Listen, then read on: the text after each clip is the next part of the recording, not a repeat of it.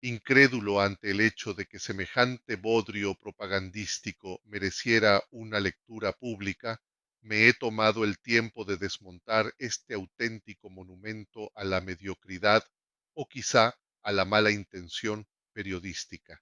He dividido mi análisis en tres partes. En la primera, dejo claro que no comparto en lo más mínimo el llamado chavismo. Sin embargo, también me consta que buena parte de quienes han convertido su oposición al gobierno en un oficio no cuestionan realmente el sistema que dicen combatir. En el fondo, muchos de ellos no parecen resentir la corrupción, el clientelismo o el reparto discrecional de privilegios, sino el hecho de no haber logrado incorporarse a tiempo a la maquinaria de beneficios de la Quinta República, es decir, no haber podido pegarse también a la teta del poder. En la segunda parte, intento poner en evidencia la enorme contradicción de quien, con el pretexto de denunciar la falta de ética de ciertos pseudoperiodistas, termina incurriendo en una falta ética todavía más grave y, sin duda, mucho más lamentable que la de quienes se limitan a proteger su bozal de arepa. Finalmente, cierro con una reflexión sobre el uso discrecional de la sensibilidad y de la indignación, esa peculiar capacidad de conmoverse ante unas víctimas y guardar silencio ante otras, de invocar principios humanitarios cuando sirven para atacar a un adversario y olvidarlos cuando interfieren con las propias afinidades políticas. Primera parte. Lo que les duele es que no pudieron pegarse a la teta. Me parece completamente legítimo que cualquier persona adverse al actual gobierno de Venezuela. Es más, considero perfectamente comprensible que lo rechace con firmeza. Este gobierno se ha apropiado de una denominación pretendidamente revolucionaria para encubrir una práctica política que ha estado muy lejos de cualquier propósito verdaderamente progresista. En el denominado chavismo no ha existido un proyecto coherente de transformación social, institucional o económica. Su único programa político constante ha sido conservar el poder. Esa permanencia ni de lejos puede explicarse exclusivamente por la represión, el fraude o el control de las instituciones. Durante mucho tiempo, el gobierno contó igualmente con el apoyo consciente y, en buena medida, cómplice de una parte considerable de la población venezolana, una población que aceptó intercambiar autonomía política, responsabilidad ciudadana y exigencia institucional por beneficios inmediatos.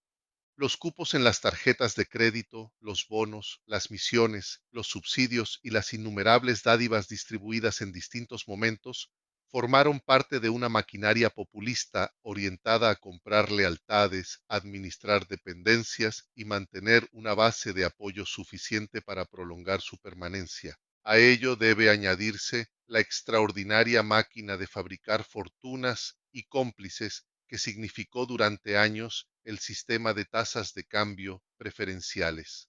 El acceso discrecional a divisas artificialmente baratas permitió que funcionarios, empresarios vinculados al poder y simples intermediarios acumularan enormes riquezas mediante el arbitraje cambiario, la sobrefacturación de importaciones, las empresas de maletín y la asignación de dólares para productos y bienes que, en muchos casos, nunca llegaron al país.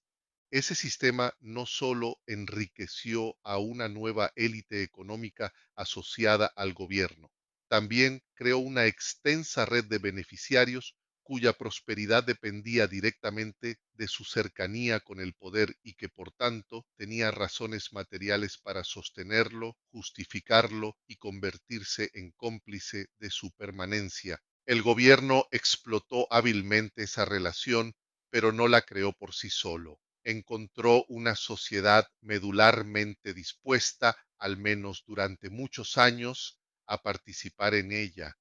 Por eso me resultaría sorprendente que una persona, después de realizar un análisis verdaderamente objetivo, crítico e imparcial, concluyera que el actual gobierno venezolano merece respaldo político. Sus desastrosos resultados económicos, el profundo deterioro institucional, la corrupción generalizada, la destrucción de los servicios públicos y su obsesión por perpetuarse en el poder ofrecen motivos más que suficientes para adversarlo. Las sucesivas reconversiones monetarias presentadas mediante un lenguaje técnico y pretendidamente aséptico no han sido otra cosa que un eufemismo utilizado para encubrir la quiebra reiterada del Estado y la destrucción de la moneda nacional. Eliminar ceros de los billetes no corrige las causas de la inflación, no restituye el valor de los salarios, no recupera los ahorros pulverizados de la población, solo permite ocultar temporalmente mediante una operación contable la magnitud del desastre económico. Las políticas aplicadas por el régimen han llevado reiteradamente al Estado venezolano a una situación de insolvencia, han destruido la capacidad productiva del país, degradado el valor del trabajo y convertido una moneda nacional tras otra en papel sin capacidad real de compra. Venezuela solo ha podido prolongar esta situación gracias a la renta generada por sus gigantescas reservas petroleras, un patrimonio natural extraordinario que ha servido para apuntalar al poder y aplazar las consecuencias definitivas de políticas que en cualquier país desprovisto de semejante riqueza habrían provocado hace mucho tiempo el colapso completo del Estado. Sin embargo, rechazar al gobierno no obliga a respaldar automáticamente a cualquiera que se le oponga. En política, asumir que el enemigo de mi enemigo es mi amigo constituye una posición profundamente ingenua. Esa lógica sustituye el análisis por la alineación automática, suspende el juicio crítico y conduce con frecuencia a respaldar personas, movimientos o intereses cuyas prácticas pueden ser tan cuestionables como aquellas que se pretende combatir. La oposición a un gobierno no confiere por sí sola integridad, lucidez, legitimidad democrática ni superioridad moral. También quienes se presentan como sus adversarios deben ser examinados por sus actos, por sus alianzas, por sus silencios, por sus intereses y por los medios que están dispuestos a emplear para alcanzar el poder. Segunda parte, la excusa para el panfleto. Criticar al gobierno venezolano es legítimo y necesario. Convertir esa crítica en una absolución anticipada de toda la oposición es otra forma de renunciar al pensamiento crítico. Es desde esa posición, contraria al gobierno, pero igualmente crítica frente a la oposición, que rechazo el artículo objeto de esta reflexión. La autora pretende utilizar la mediocridad periodística al informar la tragedia provocada por el terremoto en Venezuela para instrumentalizar una piedra arrojadiza contra el gobierno actual. Considero que servirse de una tragedia humana de semejante magnitud para obtener réditos políticos, atacar a un adversario o alimentar una posición ideológica previamente establecida constituye una conducta profundamente rastrera. Cuando todavía se cuentan los muertos, se buscan desaparecidos y miles de familias intentan sobrevivir entre la destrucción. Convertir ese sufrimiento en munición propagandística revela una alarmante falta de decencia y de sensibilidad humana. Las ruinas y los cadáveres no deberían emplearse como recursos retóricos destinados a confirmar las convicciones políticas de nadie. Ningún gobierno puede garantizar que estará plenamente preparado para afrontar un desastre natural de semejante envergadura. Cuando un terremoto causa numerosas muertes, destruye viviendas, inutiliza hospitales, interrumpe las comunicaciones y deja a miles de personas sin hogar, cualquier Estado entra inevitablemente en una situación extraordinaria de contingencia. Sus capacidades materiales, sanitarias, logísticas y administrativas quedan sometidas a una presión capaz de desbordar incluso a países mucho más ricos, organizados y dotados de mayores recursos. Naturalmente, existen naciones con una larga tradición sísmica, como Chile o Japón, que han desarrollado normas de construcción, protocolos de emergencia, sistemas de alerta y una cultura de prevención mucho más avanzada. Pero ni siquiera esos países son invulnerables. La preparación puede reducir los daños y mejorar la respuesta. Sin embargo, no convierte en ordinaria ni enteramente controlable una catástrofe que, por su propia naturaleza, rompe todas las previsiones. Venezuela, como la mayoría de los países que no sufren con frecuencia terremotos de semejante poder destructivo, ha sido sorprendida por un acontecimiento excepcional. Pretender que la sola existencia de la tragedia demuestra la incompetencia, la ilegitimidad o la perversidad del gobierno constituye una manipulación evidente. Una catástrofe natural no puede analizarse como si se tratara de una situación administrativa ordinaria. Esto no significa que el gobierno deba quedar exento de críticas. La prevención, la calidad de las construcciones, la rapidez de la respuesta, la coordinación de los rescates, la distribución de la ayuda, la transparencia de la información y la aceptación de la cooperación internacional son asuntos perfectamente legítimos de escrutinio, pero una crítica honesta debe sustentarse en decisiones concretas, negligencias demostrables y responsabilidades identificables. No puede consistir simplemente en contemplar las ruinas y declarar que todo lo ocurrido constituye una prueba automática contra el gobierno de turno. Lamentablemente, Venezuela no ha sido la excepción y ha tenido que afrontar catástrofes y tragedias a lo largo de toda su historia. Recuerdo con facilidad la tragedia de Tacoa ocurrida durante mi adolescencia. Recuerdo la tragedia de El Limón y recuerdo naturalmente la tragedia de Vargas. Fueron acontecimientos de distinta naturaleza. Tacoa fue una catástrofe industrial, mientras que el Limón y Vargas estuvieron asociados a lluvias, inundaciones y deslaves. Sin embargo, todos pusieron de manifiesto la vulnerabilidad de nuestras comunidades, de nuestras infraestructuras y de la capacidad de respuesta del Estado. En Tacoa y El Limón, la estructura político-administrativa, las instituciones responsables y toda la infraestructura existente pertenecían plenamente al periodo conocido como la Cuarta República. Cuando ocurrió la tragedia de Vargas, en diciembre de 1999, el nuevo gobierno llevaba apenas unos meses en el poder.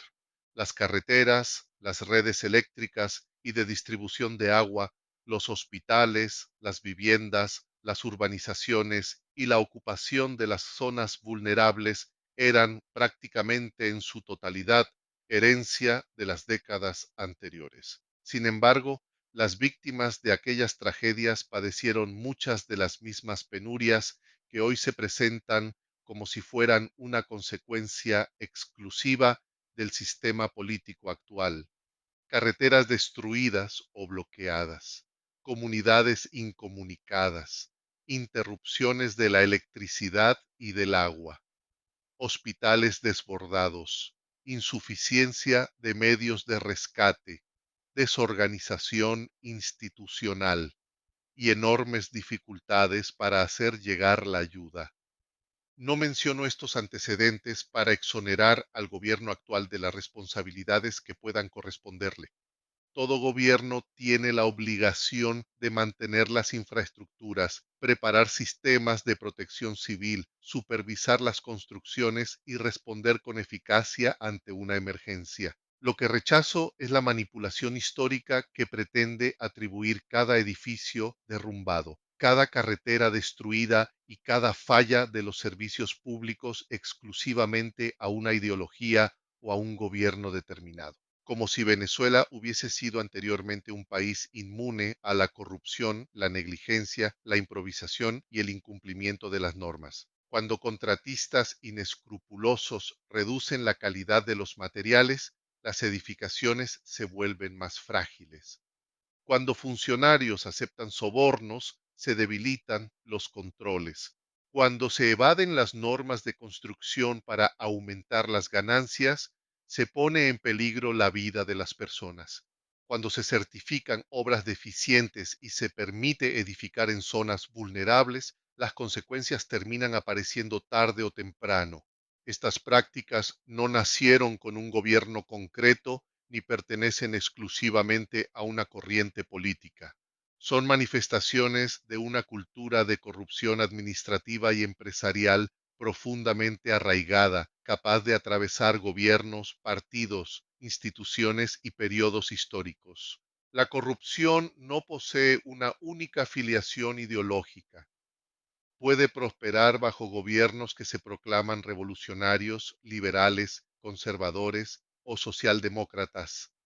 Se alimenta de la impunidad, de la falta de controles, de la complicidad entre funcionarios y empresarios y de una cultura institucional que permite tratar las normas como obstáculos negociables. Por eso resulta intelectualmente deshonesto, p. pretender desacreditar a unos periodistas por aparecer bien emperifollados, arreglados y maquillados mientras informaban sobre una catástrofe, y utilizar luego ese pretexto trivial para desplegar un manifiesto panfletario contra el gobierno.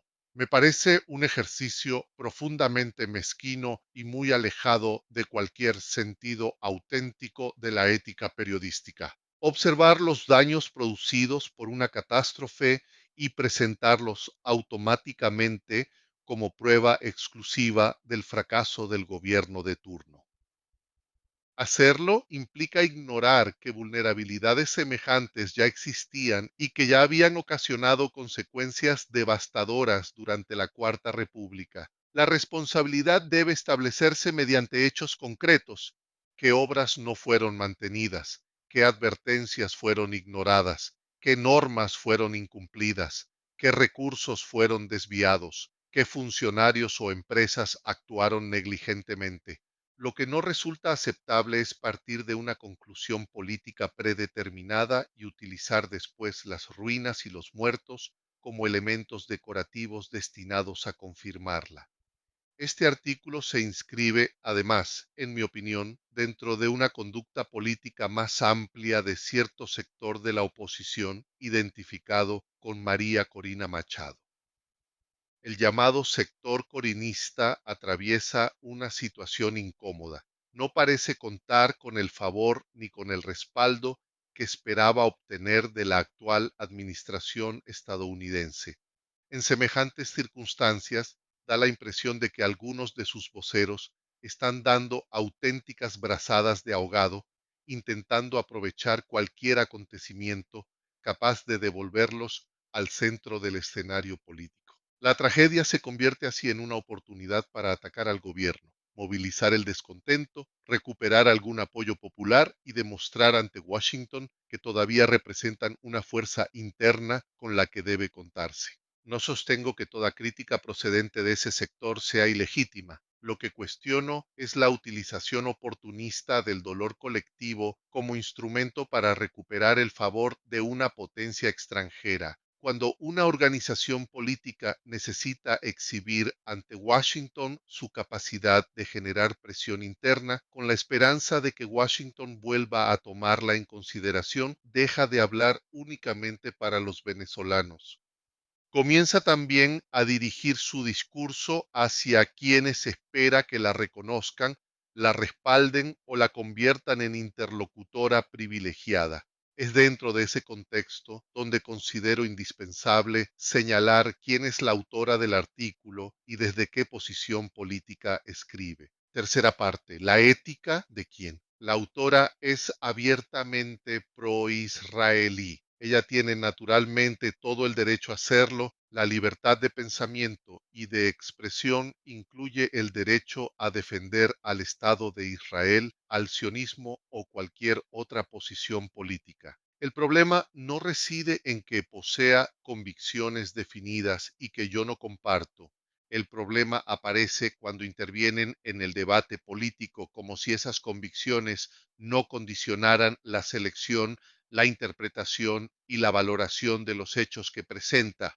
En sus escritos y opiniones públicas no encuentro una condena clara del genocidio que el Estado sionista de Israel está cometiendo contra la población palestina de Gaza. Tampoco encuentro una condena equivalente de la extensión de la violencia israelí hacia otros países de la región. ni de las acciones destinadas a empujar a Estados Unidos hacia una guerra con Irán que pudo haber desembocado en un conflicto internacional de consecuencias imprevisibles. Frente a hechos de semejante gravedad, el silencio no constituye neutralidad. La omisión sistemática de cualquier condena revela una selección moral y política. Se juzga la violencia con criterios diferentes dependiendo de quién la ejerza y de quiénes sean sus víctimas. No afirmo que el artículo sea falso simplemente porque su autora sea proisraelí. Hacerlo constituiría precisamente el ataque ad hominem que deseo evitar. Lo que afirmo es que su alineamiento político, unido a sus silencios selectivos y a la ausencia de una condena coherente ante crímenes de extrema gravedad, compromete moralmente su posición y afecta seriamente su credibilidad como analista imparcial. Su producción política no puede evaluarse únicamente por lo que afirma, también debe examinarse por aquello que omite, por las víctimas cuya existencia minimiza, por las responsabilidades que evita mencionar y por la desigual vara moral con la que juzga a los distintos actores.